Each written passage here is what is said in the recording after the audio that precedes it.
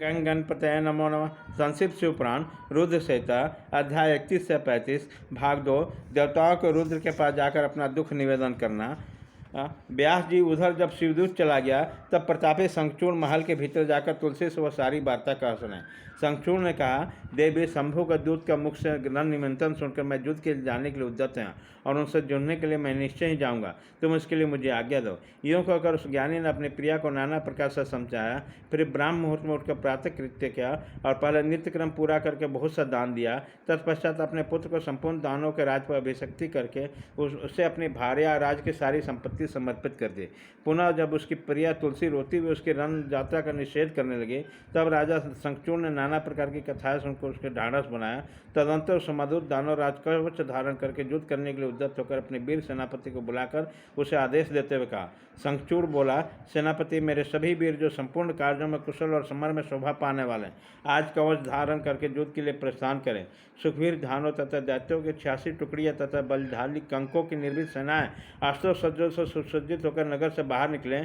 करोड़ों प्रकार के पराक्रम से प्रकट होने वाले जो असुरों के 50 कुल हैं वे भी देवों के पक्षपाती शंभु से युद्ध करने के लिए प्रस्थित हो। मेरी आज्ञा से धर्मों के 100 कुल भी कवच से विभूषित हो शंभु के साथ लोहा लेने के लिए शीघ्र ही निकले। कालके एवं मौर्यों दोहियों तथा कालकाओं को भी मेरी आज्ञा सुना दो कि रुद्र के साथ संग्राम करने के लिए रण को सामग्री से सुसज्जित होकर चलें।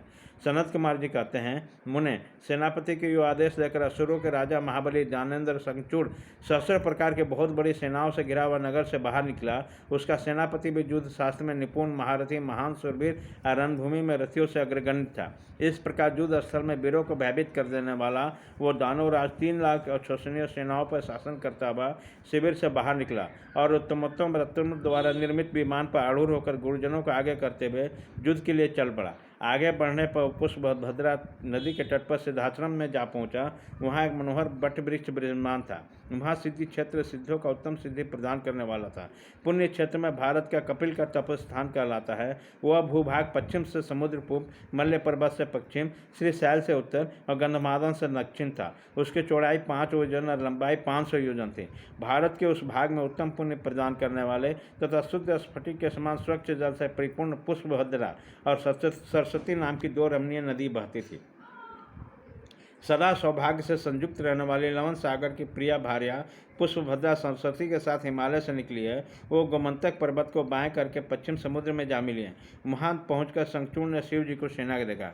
मुने, उसने पहले शिव जी के पास एक दानेश्वर को दूत में रूप में भेजा। उसने शिव जी को युद्ध न करने के लिए कहा और शिव जी को देवताओं को राज्य लौटा देने के लिए बात कही। अंत में महेश्वर ने कहा, दूत, हम किसी का भी पक्ष नहीं लेते क्योंकि हम तो कभी स्वतंत्र रहते नहीं, सदा भक्तों के अधीन रहते हैं और उनकी इच्छा से उन्हीं का कार्य करते हैं। देखो, पूर्व काल में ब्रह्मा की प्रार्थना से पहले पल प्रलय समुद्र में श्री हरि तथा दैत्यो श्रेष्ठ मधु कैटव का भी युद्ध हुआ था। पुनः भक्तों के हितकारी उन्हीं श्री विष्णु ने देवताओं की प्रार्थना करने पर प्रहलाद के कारण हिरण्यकश्यप का वध किया था। तुमने यह भी सुना होगा कि पहले जो मैंने त्रिपुरों के साथ युद्ध करके उन्हें भस्म कर डाला वह भी देवों की प्रार्थना पे ही हुआ था। पूर्व काल में सर्वेश्वरी जगत जननी का जो शंभु आदि के साथ युद्ध हुआ और जिसमें दैत्यों का वध कर डाला वह भी देवताओं का प्रार्थना करने पर ही घटित हुआ। वह सभी देवगण आज भी ब्रह्मा के शरणापन्न हुए हैं तथा वे उन देवताओं श्री हरि के साथ मेरी शरण में आए।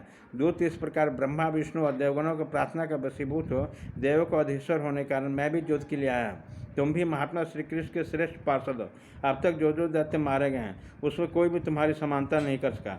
इसलिए राजन, देव कार्य की सिद्धि के लिए तुम्हारे साथ युद्ध करने में मुझे कौन सी बड़ी लज्जा होगी? अर्थात कुछ नहीं, क्योंकि मैं ईश्वर हूँ और देवताओं ने मुझे विनयपूर्वक भेजा है। अतः तुम जाओ और शंखचूड़ से मेरी बात कह दो। जो जैसा उचित समझेगा वैसा करेगा।